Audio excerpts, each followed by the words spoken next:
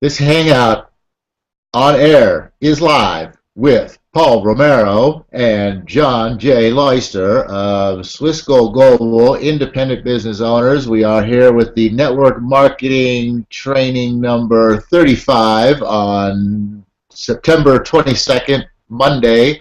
And happy Good Monday to everybody. Morning, John. What do you say? I say it's a fantastic, beautiful Monday morning here in Phoenix, Arizona. I turned the AC off. I've got my doors open, a cross breeze. It's a little cloudy out, but it's absolutely gorgeous, and I'm super excited to get this week started and get the ball rolling this week. So it's an awesome Monday, in fact. It's freaking cold. I had to have a fire this morning. Well, you're up in Lake Tahoe, so. So, yeah, I just wanted to throw that out there. So, anyway, yeah, Monday morning, time to get back into warrior mode, right? Well, actually, really should never be out of warrior mode, but Monday morning's a good day to, kick it back up a notch. So, yeah, exactly. I say, over the weekend, usually, hey, everybody on Sunday kind of takes it easy a little bit, chills out, maybe doesn't really do anything work-related, which, hey, if you're a religious person, it says right there in the Bible that Sunday is a day of rest and that you should not be doing any work on Sunday. So if that's what you adhere to, then, hey, but you're probably going to be spending the day with the Lord, and you're going to be in warrior mode with Him anyway. So come back to Monday morning. Like I said, it's just time to kick it back up a notch, maybe redirect things a little bit. What do you think, John? Yeah, totally. No, I'm with you. Personally, I think I best serve the Lord by serving myself, which is by working every single day of the week, or at least devoting some time on Sunday to working on personal development. A lot of people find personal development in the scriptures, so I guess that works too. I don't really particularly care or dislike football. Usually that's like a background thing. A lot of guys I know, that's church for them on Sunday is, plopping down in front of the TV all day with a couple of beers and watching the games, but I don't know, that's not for me. I like working every day of the week, and I like focusing on becoming a level 10 person every day of the week, so I'm always in warrior mode, Paul. Always. Well, I tell you what, NFL used to be my church, and yeah, Sunday was all-day football from the second I woke up until the last, an hour after the last game ended, because I had to get all the stats for my fantasy teams and all that. And it's funny because yesterday it was a rainy day, and I did do a little painting on the garage door in the morning, but then it started drizzling, and it was just a drizzly day and everything, and I pretty much spent the whole day inside, and being a Sunday, and I didn't even think to put the football game on. The wife had the television going, and she had, different movies and whatnot going all day long, and it just never even entered my mind to look on a Sunday to check out the football. And that's how much my life has changed over the past 3 years, and just, focusing, same thing, focusing upon myself. Sunday is a day, I think, I agree that I usually try to spend most of my Sundays reading or, looking at some, self-development videos online or whatnot out of the Swiss Gold Global back office, or, just, like you said, pretty much I spend the day on Sunday, for the most part, working on myself and or working on aspects of the business, not necessarily working the business, but working on aspects of the business. Brainstorming about different ideas. In fact, I came up with I was reading. I got a book at Alex Mendozian's event called the Ultimate Marketing Strategy or something like that. I forget exactly what it's called, but I picked that up the other day and started reading through it, read the first chapter, and it was all about the USP, which we were talking about in the last couple of weeks with the real estate, right? And, your unique selling proposition. And so, I spent a couple hours yesterday, I think, possibly writing a whole USP for my real estate business. didn't spend a whole lot of work on Swiss Gold Global, although I did get some work done in this area as well too. So yeah, working on the business, working on myself, that's kind of where I spend my Sundays most of the time. I don't necessarily do, quote, productive work, interacting with other people, trying to do work that directly makes money, but I do work that indirectly makes money. Yeah, the work that will create, spending the day being creative. That's the perfect thing for a Sunday. To create a plan for the week, create content for discussion on these Google Hangouts that we do at 8 and the other one we do at 8:30, and thinking about the value that you have. Like, I spent yesterday thinking about the value that I offer the marketplace, both in my real estate business and also in Swiss Gold Global. And you'll notice my tagline, I always put, my website, freedomforlife.swissgoldglobal.com, but I always put John, Real Wealth Advocate. And I was really thinking about yesterday what that means to me. And for me, it's very powerful because I'm in real estate and I'm in gold and silver. And to me, those three things are all hard, tangible assets, a store of value. There's only a finite amount of real estate, gold, and silver available. And I guess I consider myself and what I have to offer the marketplace, I'm an advocate for real wealth and creating a portfolio of not just, a lot of people have this idea that a diverse portfolio means they invest in mutual funds. Mutual funds is stocks. It's paper assets. You're really not diversified. You're only in one asset class. And to have real wealth, you've got to have real assets, not just paper assets. You need some gold, some silver. You need a brick and mortar business, or at least an internet business. Not necessarily even this day and age you need brick and mortar, but you need internet businesses and you need real estate. And I was just thinking about yesterday what my value is, which is something that we can get into talking about here today, Paul, is how to leverage, a little bit deeper into leverage, and how to use that to your advantage so you can spend more time performing the actions of T. Harv Eker's Wealth File number 8 from Secrets of the Millionaire Mind, which is to promote your value. Rich people promote their value.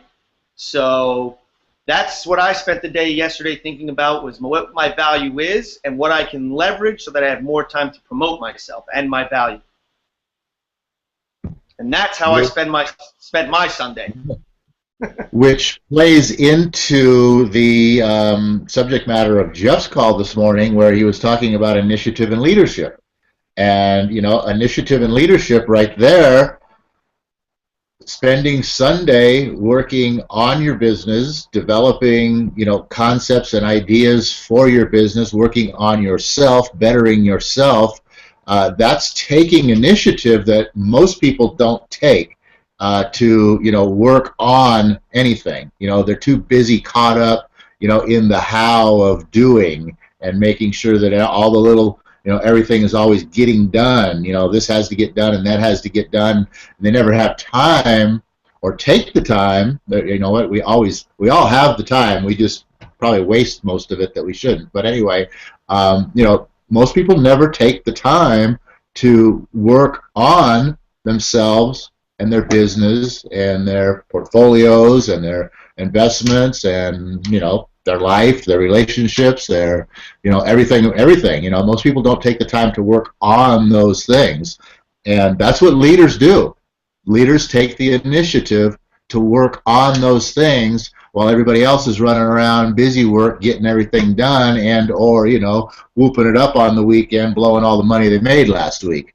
So that really plays into that subject matter there. And then talking about the leverage as well too, Jeff was mentioning that he was talking about how Napoleon Hill, while he was writing or studying for the writing of the Law of Success in 16 Lessons and Think and Grow Rich, that of course obviously he still had to make a living because Andrew Carnegie didn't fund him to make these projects. This was hey, I want you to go do this in 20 years, and I'm not going to pay you for 20 years.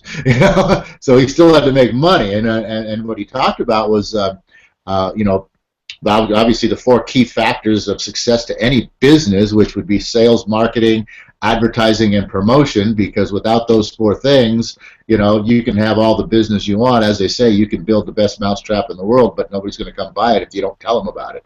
So uh, as far as Napoleon Hill working in that area and promoting, creating a course, so to speak, and the leveraging the abilities and the funds and etc., the resources of a college to create this course, and he got it set up to where he could actually, hold his course through the college, and the college actually put up all the money to advertise for him. And then, of course, there was a charge. There was an enrollment charge, or whatever you want to call it. And so, he made money from the course, which he lived off of, and also paid back the college for the advertising that they put out. But in the front part of that, he offered them something in return for that as well too. So within advertising for his course, they advertised all of their things as well too. So it was a benefit to them. He put together a marketing program for the college, which incorporated his new course, which for that they gave him a space to hold his course and to charge money and to earn money to make his living and to pay them back for what he did. So that's leverage right there. That's utilizing the resources of someone else or another entity to accomplish your chief aim or your goal. So that's pretty cool. I agree. There's a little key point that I want to bring up to kind of expand on the story that you just told about Napoleon Hill putting together this course.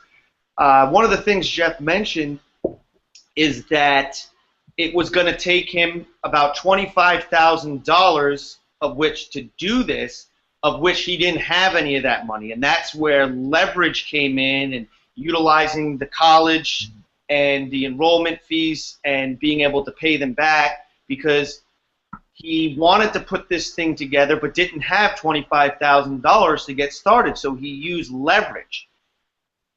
But there's another concept here, and we've all heard this before, that a lot of people will say, and this is, I guess, common sense, which most common sense really is, all it is common. It's not sensical at all. But the common idea opinion. that it takes money to make money. And this story about what Napoleon Hill did here with the college kind of shows you that that's absolutely not true. And I know this firsthand from being in real estate, as Paul does too. And one of the beauties of Swiss Gold Global, the low cost of entry, is that it doesn't take money to actually make money. What it takes to make money, Jeff said on the call today that it takes creativity, and I absolutely 100% agree with that. But I'm going to sum it up in what my thought is that it takes mind power to make money. And mind power is about being creative, but it's also understanding the concepts of what is leverage and how do I use leverage.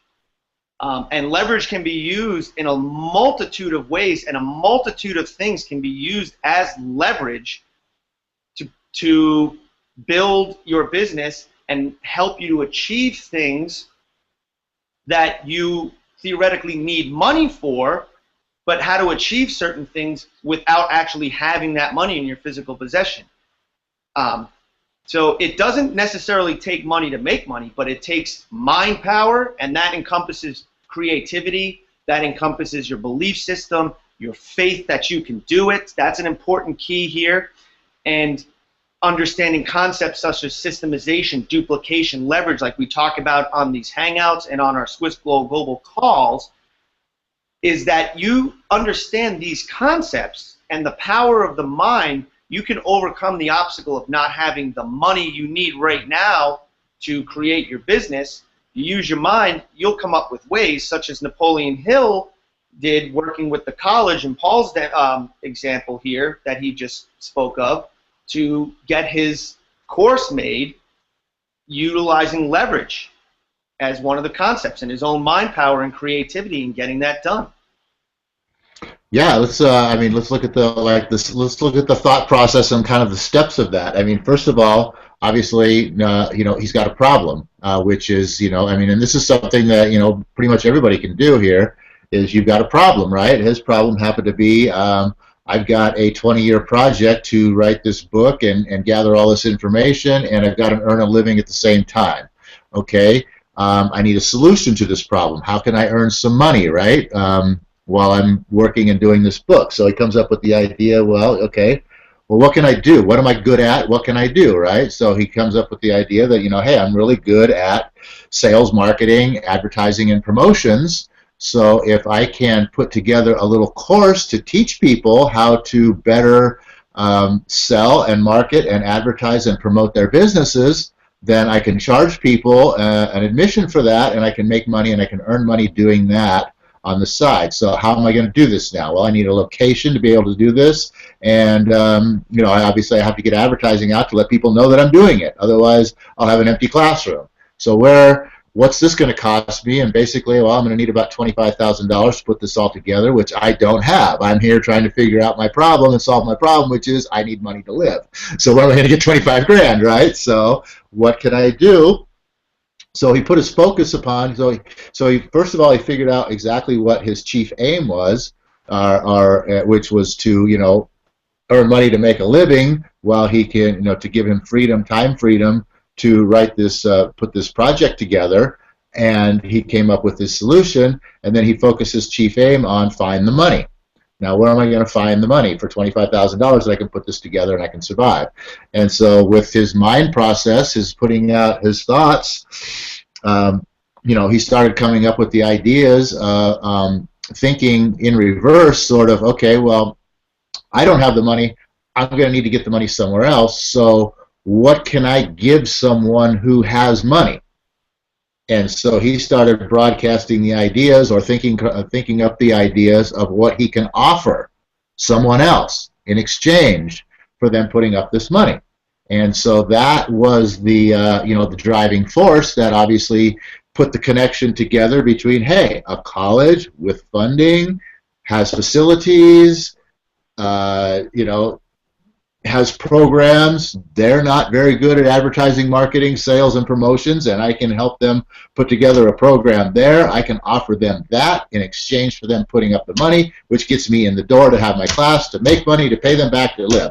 I mean, so that's that's quite a process, and I mean you can solve any problem with that kind of thinking. There, as you come up with, figure out what your problem is, identify and define your problem. Determine what the solution is by figuring out what you're good at and what you can do to solve this problem, and then focus your chief aim upon whatever that solution is, or the requirement for that solution that you need, and then just put two and two together and start figuring out how you can offer something to someone else who can bring you the benefit that you need to make it all happen. And there you go. You've completed the circle. You've used leverage. You've used the mind power, which John speaks of, and you've used the leverage to bring in the people and the resources that you need to accomplish your goal and solve your problem. Yeah, one of the things you mentioned there, Paul, which I'm going to add a little bit to, is you alluded to, Napoleon Hill working with the school and having something to offer them in exchange for the value they could offer him. But the key there was, what's in it for them? What can I offer this person to get what I'm looking for in return?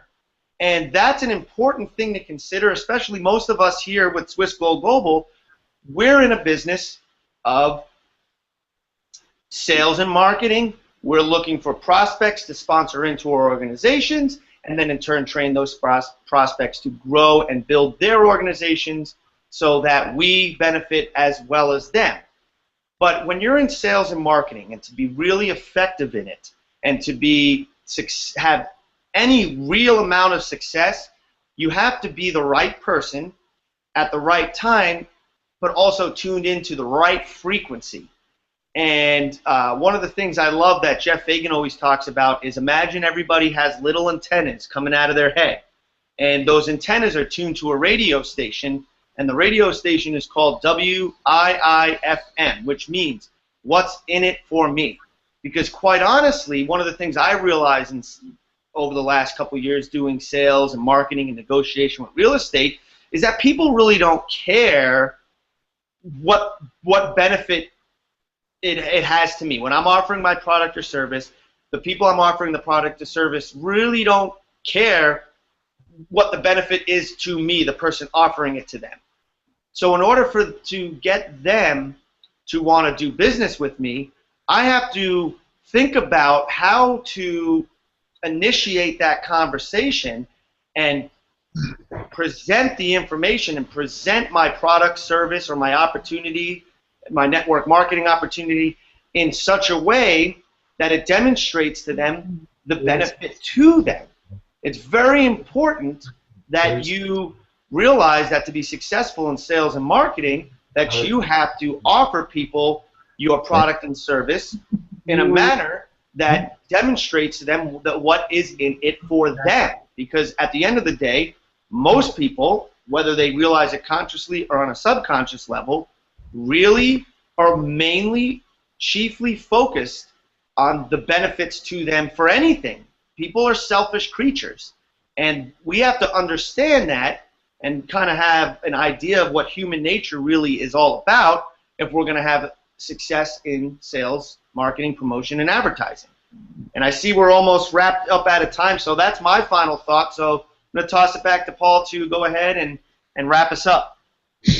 You know, and that goes exactly, that wraps us right around back to the very beginning of what I started this whole thing talking about very quickly, was the USP. And if you're in all of your sales and marketing, your unique selling proposition needs to be a message that is, you know, portraying the benefits to the, you know, your client or your customer or whoever it is that, you know, you want this message to get to. You have to portray the benefits to them, and that's how those little two antennas will receive your information. Otherwise, it just blows on by. No. So, no. Okay. So, sorry guys, a little interruption there. But anyway, yeah, so I mean, your USP, your unique selling proposition being what is the message that you deliver to, you know, the public that gets them excited about wanting to utilize your product or service, you know, wrapped all the way back around what John just said, where we started talking about the leverage and everything else, and it brings us right back into, you know, promoting your business is all about is how you make your money. If nobody knows what you have, nobody's going to be able to find you and purchase what you have or utilize your service. So that's all. That's the important factor right there. Today's message, I think, it's all about the USP and utilizing leverage and your thought process for solving problems. Great call. Anyway, we're going to send us out of here with the Napoleon Hill prayer, which goes, "O universe, we ask not for more riches, but for more wisdom, with which to make better uses of the riches you have given me at birth, consisting of the power to control and direct our own minds to whatever end we desire." With that, we're out of here for the day. We'll see you back here on Tuesday at 8 a.m. Bye, everybody.